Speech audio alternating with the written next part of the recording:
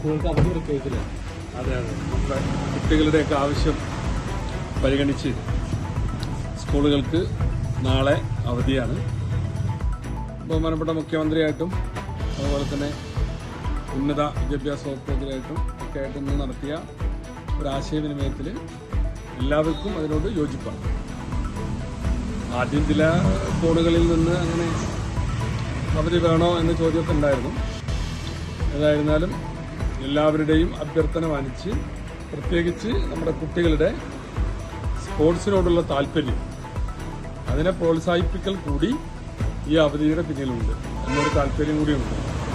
നമ്മൾ എന്നും ഇങ്ങനെ കളി കണ്ടാൽ പോരാ, വൈകാതെ കളിക്കാനും ആവണമെന്ന് പുതിയ തലമുറ തീരുമാനിക്കണം. പക്ഷേ ചരിത്രത്തിൽ ആദ്യമായിരിക്കും അങ്ങനെ അവധി.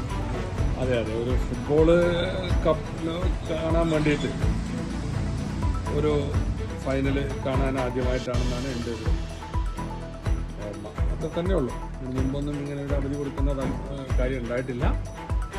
അപ്പോൾ എല്ലാവർക്കും താല്പര്യമുള്ള കാര്യമാണ്. നമ്മളെ കുട്ടികൾ കഴിഞ്ഞ ഒരു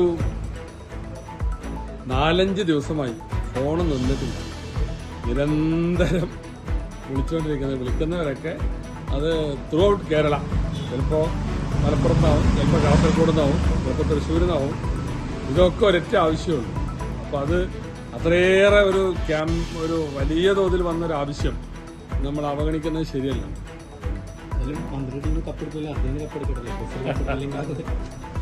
കളിക്കുന്നവരാരോ അവർ കപ്പെടുക്കട്ടെ. ഓക്കെ. പഴയ സ്വർണ്ണമോർത്ത് ഇനി വിഷമിക്കേണ്ട. കവിത ഗോൾഡ് ആൻഡ് ഡയമണ്ട്സിൽ ഇതാ മൺസൂൺ ഗോൾഡ് എക്സ്ചേഞ്ച് ഫെസ്റ്റിവലും NRI ഫെസ്റ്റും. നിങ്ങളുടെ പഴയ സ്വർണം ഇപ്പോൾ 100% മൂല്യത്തോടെ ഒട്ടും നഷ്ടമില്ലാതെ മാറ്റിവാങ്ങാം. ഒരു പവന് 1000 രൂപ അധിക ലാഭവും. കൂടാതെ വെറും 5% നൽകി ഇപ്പോൾ അഡ്വാൻസ് ബുക്ക് ചെയ്യാം. ബുക്ക് ചെയ്ത ദിവസത്തെ വിലയോ വാങ്ങുന്ന ദിവസത്തെ വിലയോ ഏതാണോ കുറവ് ആ കുറഞ്ഞ വിലയിൽ പർച്ചേസ് ചെയ്യാം.